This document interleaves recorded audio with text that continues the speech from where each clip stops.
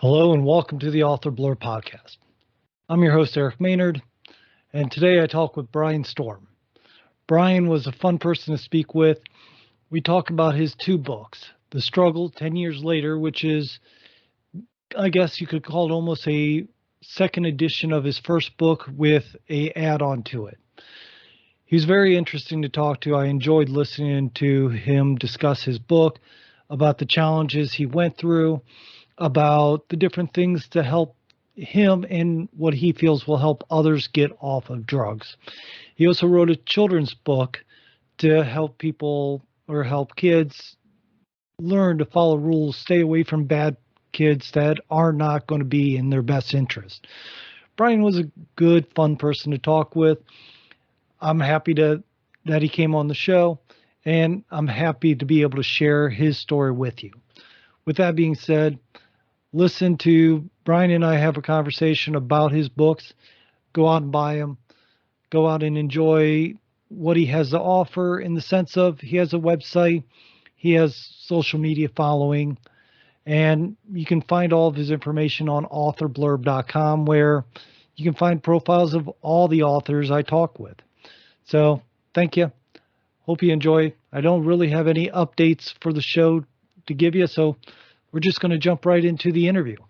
Thank you again. So I'm here with Brian Storm. Brian has a memoir and a children's book, and as everyone knows, it's much easier for the authors to get into their own books and about themselves. Brian, I've looked into your books. I've looked into you. You sound like you have an interesting story, and I'm looking forward to hearing about it. Can you tell us a bit about yourself and about your book so we can get into the conversation? Sure, yeah. First of all, thanks for having me on the show, Eric. I really appreciate it. And like you said, my name is Brian Storm. I'm a recovering addict and alcoholic. I have 13 years clean and sober.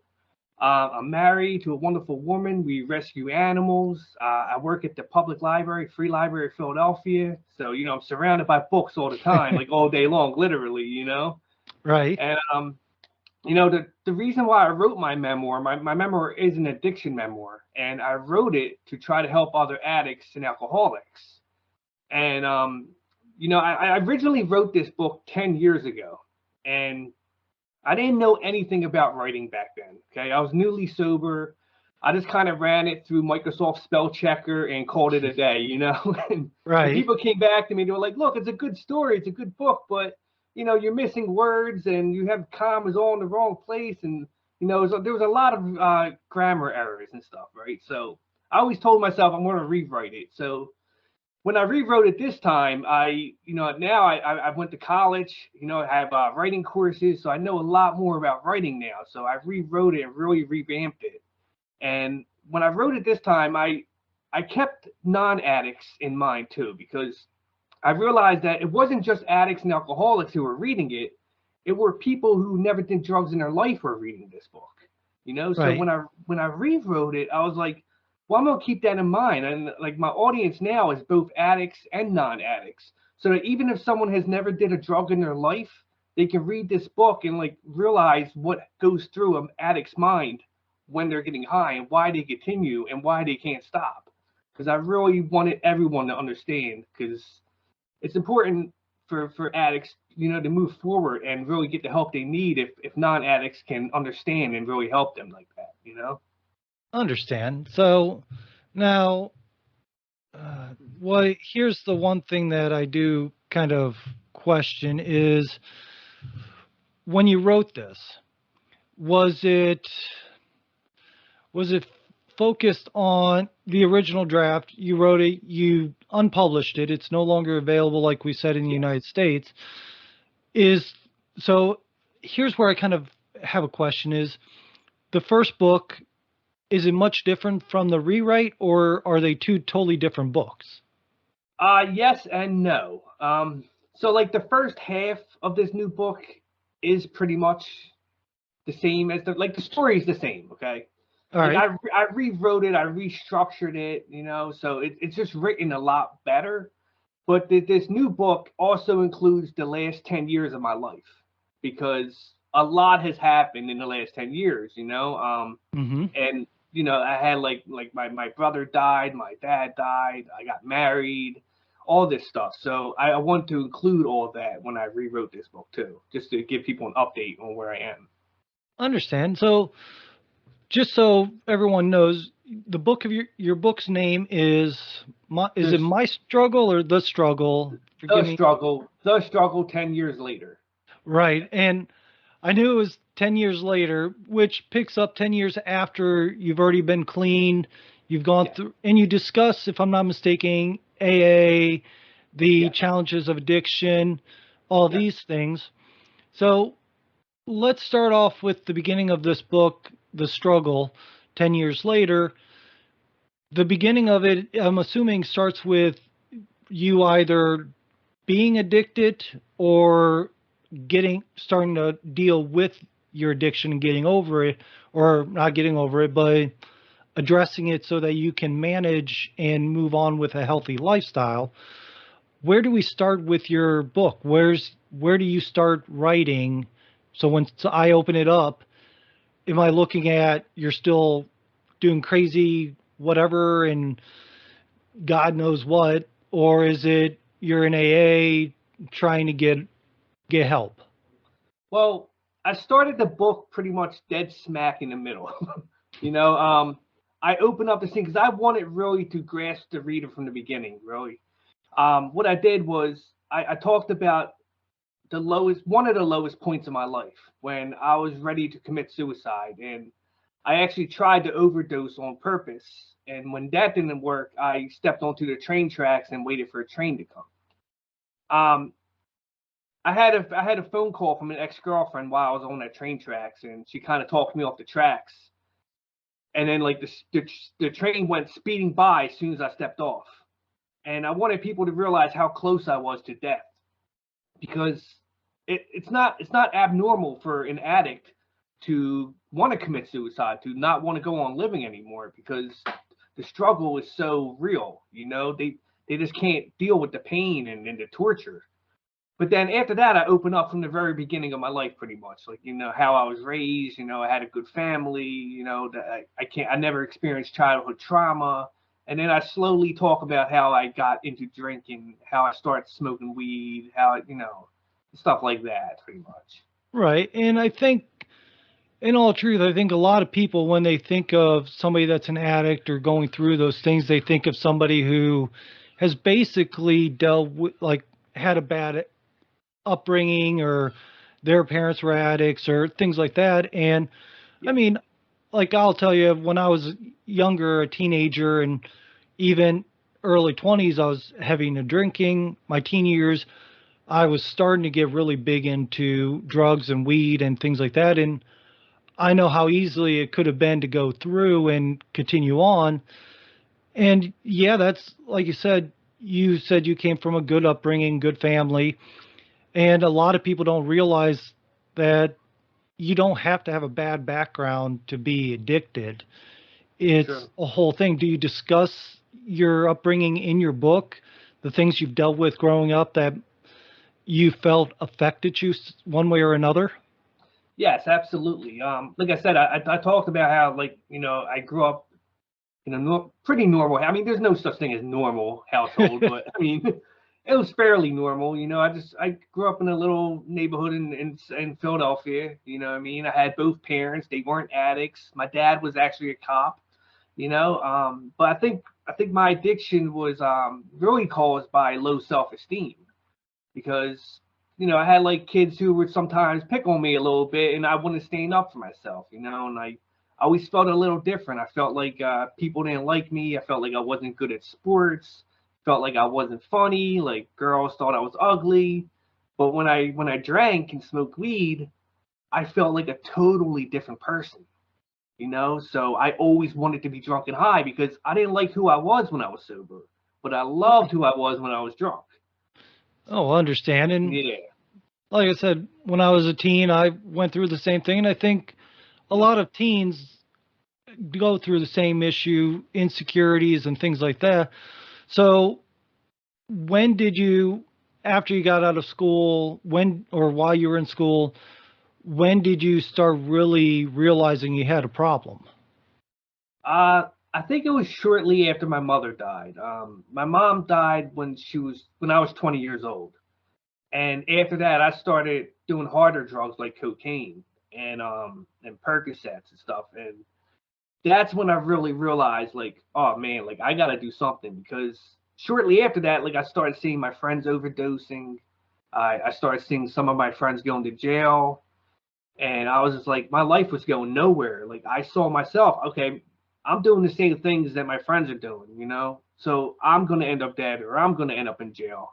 So I was like, I need to do something. And I tried to slow down. That didn't work. I tried replacing one drug with another drug. That didn't work. I tried to just drink and do nothing else. That didn't work. I tried to run away to the military. That didn't work. It was like nothing I was doing was working. You know what I mean? Right. Well, from everything I understand, it's a void that you're trying to fill that's unfillable, is Yes. what I've heard a lot of people describe it as. And I was lucky. I kind of got away from that area when I was young, or I would have probably been in a similar, or could have been in a similar situation. So, where, what do you actually explain to people in your book? What's it pointing out? Am I, once you said you start off where you just step off the tracks, the Yes. train rushes by. Do you discuss what you did to actually try to get away from drugs? You said you went to military, tried drinking, tried all these things, which the alcohol and different drugs I don't see helping. Military, I have no idea the environment in there, but I mean, what was your first step to actually recovering, and when do you actually start talking about that? I started talking about that pretty much like halfway through the book. I start because it got to the point where I was selling drugs on the street corner in Philadelphia here. Like it's an open market drug corners that we have. So Hmm. I was getting arrested left and right, and I would go to jail. I'll get out the next day, or I'll go to jail and someone will bail me out. But the last time I went to jail, my bail was too high and nobody could bail me out. And they sent me to something called treatment court, which is like commonly known as drug court. And the drug court sent me to rehab. So, because I tried the rehab thing before, but I would always like climb out the window in the middle of the night, or, just not halfway through decide I didn't want to go no more. But this time I was like, you know what? I'm done, because I hit rock bottom while I was in jail. I was addicted to heroin by this point, and I had to go through withdrawal cold turkey in a cold jail cell, and it's something I would not wish on my worst enemies. It's literally like a form of torture, like it literally could be. And I told myself I'm never doing this again. So when I got to rehab, I actually started listening to people and actually went in there with an open mind and started taking suggestions. And that's what really led me on to my road to recovery. All right. And what was it that once you got out, what did you do? What steps do you discuss in your book that you took? Because I know in the description I saw you discuss AA. I think Yes. on your website there's something about murder, about robbery, about all these things happening, which I assume's in the first half of the book. So, what, I mean, can you give us an idea of what to expect between recovery, recovery and getting into recovery, or from addiction into recovery? Sure. Yeah. When I was in the rehab, people from like NA and AA, they came and they would share their stories with us, and they would talk about like the 12 steps and how we should go to meetings after we get out of rehab. So that's exactly what I did. After I got out of rehab, I started hanging out with people who would go to these meetings, because a lot of the employees at the rehab were going to these meetings. So I would tag along with them, and I ended up taking all their suggestions. They told me to get a sponsor, so I got a sponsor. They told me, start working on these steps. I started working on the steps. I started helping other people. That was a big thing, really, because that's really what keeps alcoholics and addicts clean and sober. is when we help other people. So I was like running around trying to help every single person I possibly could, you know? All right. So, what drove you to actually write the first book, which is now part of this book? What was it that got you to write The Struggle that drove you to say, okay, I need to tell this story? Was it something, well, what was it, I guess, instead of me trying to guess? Well, like I said, a big part of recovery is helping other people. And one way we do that is at these 12-step meetings, we volunteer to speak and share our stories. So I was doing that constantly back then, early in recovery. And after I shared my story at a meeting, this guy came up to me and he was like, "Hey, kid, you should write a book. You're going to help a lot of people someday." And it kind of planted a seed, you know what I mean? And because I didn't go home right then and there and write it, but it planted a seed. It got the idea spinning in my head. And I think it was a couple weeks, maybe a couple months later, I decided, what, I'm going to do it. And I sat down and I just started writing because I wanted to help other people. I figured my story can help a lot of people when I share it at a meeting. How many people can I help if I wrote it in a book and people everywhere can read it, So, Right. yeah. All right. Now, you, the book is obviously called 10 Years Later, Yes. is the subtitle of it. What do you discuss for the 10 years later? Is it your life? Is it the struggle you're still going through? What do you go on to that? Yes. Pretty much both. Like there's both happy and sad things that happen in the past 10 years of my life, right? For example, I wanted to show people that because my last book just kind of ended when I had 2 years clean and sober, and I didn't really have anything. Like, you know what I mean? Like, yeah, I had like a job at a rehab, but like there was nothing really going on in my life. But now, like I'm married, I'm working at the Free Library of Philadelphia. I was talking about like not having a house or a car back then. Now I have the house and the car. So I wanted to update people on all that stuff because that stuff does come with time when you're sober long enough. But I also talked a lot about stuff that happened, like I lost cousins, I lost like my brother, and I lost my dad. And I wanted to show people that even through all this tragedies, I did not have to pick up a drink or get high. I was able to stay clean and sober through all the stuff that happened. No, even like you would think, like if you're gonna relapse, losing a brother or losing a father, that might do it. That might be the time when people will relapse the most, like because they just can't deal with it. But I Mm-hmm. wanted to show them that I was able to get through it because you don't have to pick up a drink or drug no matter what happens. You get through anything, and you just don't need it. That's basically the biggest point I was trying to stress. All right, which makes sense, and it's a good message to also let people know because Yeah. that when you mentioned it earlier in the show about you lost your brother and lost your father and lost people in your life, I do know a lot of people use that as an excuse.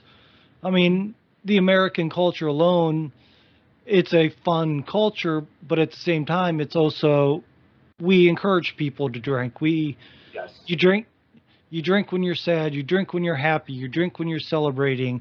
So, I mean, with all that going on, I do see the issue of trying to stay away from those during the good times and especially the bad when the bad time you have all these things pushing on you saying just numb that pain a little bit. Yes. Absolutely. So you also wrote a kid's book Yes. and it's The Monkey on My Brother's Back. Yes. So help me understand that a bit of I could at first when I first read it I accidentally read it the wrong going the monkey on my back and I'm sitting there going no wait a minute that's wrong. The Monkey on My Brother's Back. So help me understand what that book is. Okay. It started out as a joke. Okay. Like I said, I work for the free library, and I came across this book one day, and I realize now I should not have been laughing at this book when I found it, but when I first read the title of this book, if you see the cover, it's called "The Night Dad Went to Jail," and it's like this little bunny rabbit in handcuffs being hauled off by police. And I was like, I just laughed at it when I first saw it. So I was like, I should write a book like this. I'll be like, I'll call it The Monkey on My Brother's Back, you know. And now looking back on it, I matured a little bit since then, right? And I realized, wow, there are kids who have parents who go to jail, and that book is probably really helpful for them. So Right. I took my idea of The Monkey on My Brother's Back, and I was like, there's probably kids out there who have brothers addicted to drugs. I know I did, you know. I was addicted to drugs myself too, but I also Right. had a brother addicted to drugs. So maybe I should turn this book into an actual idea, you know. So that's what I did. I used the monkey as a metaphor for drugs, and I drew it out. And it's about this kid who his brother hangs out with the bad kids, and you know the parents tell him don't hang out with them, but he hangs out with them anyway. They break into a zoo, and he gets a monkey stuck on his back, you know. So All right. And what age group did you tend to write this book for? for young kids like toddlers, because it's a picture book, so I would Okay. say yeah, anywhere up to like 5, 6 years old. Yeah. All right. And then with that, what type of shenanigans or different things that happen in the book for the kids' book? Because obviously you're trying to teach kids to stay away from drugs, I have to imagine, Yes. in the book. Yes. So most kids are young enough. I know, like my son, he's almost 5 years old. If I, as an adult, I understand the monkey on the back is symbolism for drugs, Yes. but a toddler or a young child, I don't see picking that up. So, what do you do in the book that, or what story do you tell in the book to help kids know, stay away from drugs or stay away from problematic things? Yeah. Well, you're right. Like kids probably won't pick up on the drug aspect of it, but the main point that I was trying to express in the book is like to listen to your parents, you know, Okay. because like in this book, this kid he doesn't listen to his parents. He hangs out with these kids. They throw rocks at cars. They write on the walls, and then they break into a zoo. They steal candy from the store. And when they break into a zoo, this monkey gets stuck on his back, and now you know the cops can't get it off. The fire department can't get it off. Same way that drugs will work, right? Because cops can't get the drugs, can't get people to stop doing drugs. Firefighters can't get people to stop doing drugs, and they have to send them to like a special monkey doctor, you know, that would that could get the monkey off his back, you know, All rehab, right. aka. Well, that's interesting. Yeah. So, with that book, did you write that as a parallel, or obviously you wrote that from your own experience? Did you write that after you wrote The Struggle, or did you write that beforehand? Yeah, I wrote that while I was writing this new book, the 10 Years Later book. You know, I wrote the 10 Years Later, I wrote the first draft, and I was kind of taking a break to go back to it. So during that time is when I wrote the Monkey on My Brother's Back. All right. So, was there something that you discovered, I guess, while writing? Because most people, I don't see a whole lot of discovery in kids' books from writers, but usually memoirs help you discover things you forgot or feelings that you didn't think about. Like, I'm working on a memoir myself now, and I'm realizing, like, at the very first chapter, there's things that happen that I really haven't thought about in years and years. So, what was there anything between either of the books that the 10 years, the struggle 10 years later, or the monkey on my brother's back? Was there anything that came out in your memory or recognition that just hit you while working on either of those books? Yeah, absolutely. Especially like when I wrote the original one, I actually had to go on Facebook and ask people like to tell me stories about myself when I was drunk and high that I because I was drunk and high, I wouldn't remember them, right? So Right. I had a lot of people like, right, hey, remember that time you peed in the flower pot? Like I was like, oh yeah, like I forgot about that, you know, like so there was a lot of that. Like a lot of them stories are pulled through other people's perspectives, you know, because especially early on in my drunk days, I didn't remember a lot of that, you know. But yeah, but as I went on, as I wrote the story, it felt like the more I wrote, the more I remembered, the more it started coming back to me, you know. And when I rewrote this the second time, there was a lot of stuff too, like, oh yeah, I forgot that happened, and like, and I had to add even more and then more and then more. It felt like I was constantly adding and adding, and that made it harder later on when I had to subtract. Had to cut the story down a little bit because it was so long. Right. So what was it that, I guess, what was the whole strength of you found in writing?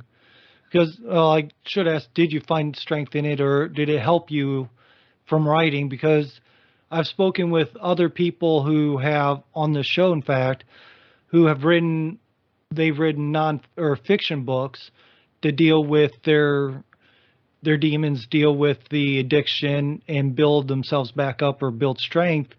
And they said that they found strength from just writing about it as well.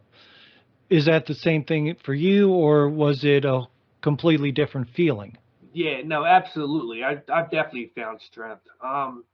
So my writing actually originated, like my love for writing originated through writing hip hop music. I used to be a hip hop writer. I had to give it up after I got clean and sober because like that whole scene is just involved with nothing but drugs and alcohol. So I gave it up after a couple years. But when I first got clean and sober, I used hip hop to write about my experiences, and it was so therapeutic, and that I think that's what also kind of inspired me to write this book, because I figured it would be the same way, and it absolutely was. Because when I wrote this book, it was good just to write that all down and get it out there, to finally let all my secrets out and just put it all out there for the world to see. You know what I mean? I understand. So here's a question for you: Is you said you talked to a lot of people trying to get stories and get things to remember what happened. What reaction? I have to assume family members and other people that you were friends with read your book. Yes. I mean, at least one or two, maybe if all of them, but normally at least one or two friends read the book. Yeah. What is like, I can't, no reason I say this, I can't even get my wife to pick my book up to look at it. So the question is what kind of feedback did you get from them when you were discussing in your books all the things that you've done, about your struggles, about recovery, and what so have you? Most of the reactions were positive. They all thought it was a great book. And for the longest time, I thought like, oh, they're saying that because they know me. You know what I mean? But then I started reading like good reviews, like from people that I'd never even met before. So I was like, okay, maybe they're being honest then. But the one person who really picked my book apart was my sister Kim. She went through it, and I'm so grateful for her, because she went through it and was like, you don't really explain this part very well. And Uncle Bill, you talk about Uncle Bill on dad's side or mom's side, and like she picked out all this stuff, and I was like, wow. So when I rewrote the book, I Hmm. used a lot of her notes that she wrote, because she gave me a whole list of notes that I needed to fix, and I went back and fixed them all, and it was really great to have someone close to me who knew most of my story, really helped me out that way. Oh yeah, family that's willing to be honest with you and not just say, Yeah. "Oh yeah, good job, congratulations, you wrote a book. I'm sure it's great." It's always Uh-huh. good to have, like, my mom's the same way, where she'll go through it and just tear apart, going, "No, is that real?" or things like that. So Yeah. it's always good to have family members that are at least willing to not be so gentle with you, Exactly. because you know it's not something you always need. And did basically, do you have other people outside of your circle? You said you got good reviews and things like that for on the book. Have you had other people, and I'm not asking for who or the stories behind them, but has people given you feedback personally outside of your friends and family of your book helping them or giving them any directions? Yes. Like when I first wrote the book, I made like a Facebook page for the book or whatever, and I would periodically I'll just have random people I've never met before. We have no mutual friends. they would write to me and tell me like, "Oh, your book helped me so much." I remember this one person talk about how she was actually addicted to drugs, and she ended up robbing someone and stealing their book. Like they broke into someone's house and they stole the book, like while they were robbing the house, and she read it and it made her like want to go to rehab and try to get her life together. And that was years ago. I don't know how they're doing now, but Right. I thought that was really cool. I was like, wow, like my book is actually helping people, and yeah, It's weird it had to be stolen to be a tool, yeah, but I yeah, mean, I guess there was some good out of the robbery. yeah, yeah, I doubt the people that were robbed sees it that way, but yeah, probably not. yeah, but it's good that it's out there helping people and helping at least them starting to get recovered, starting to find a path to living a healthier life. Do you have any real suggestions for people, like for somebody that, say, is either just starting to accept they need to go into recovery and get help, or somebody that's in it? What would you say to them? Like, what would you suggest for them to find either in your book or what's not in your book that you think they should know? Yeah, well, if you're addicted to drugs and you feel like you need help, go get it like right now. Don't wait till tomorrow or next week, because as addicts, whenever we say, "Oh yeah, I'm gonna get help next week comes and now you don't want the help no more." And any addict out there that's listening knows exactly what I'm talking about. So if you ever feel the urge that you really need help, go out and get it right away. And if you have a loved one who comes to you saying, "Hey, I need to go to rehab," get them in rehab right away. Don't wait till tomorrow, because like by tomorrow they might change their mind. You know? All right. And then finally, from the other perspective, if somebody knows that they basically are, they have somebody that is addicted, like you said, is there anything you can think of? Because from my experience and my understanding, if somebody's not ready for help, they're not going to get it. Yeah, that's true. So, is there Absolutely. anything that you think could help somebody guide their family or friends to get the help? Yes.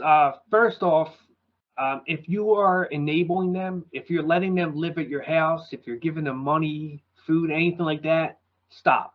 I know it's so difficult to do, but you have to show them that tough love, because see, it's as long as they have it nice, they have a place to live, they have money, blah blah blah, they're getting high, they're not going to ever want to get help.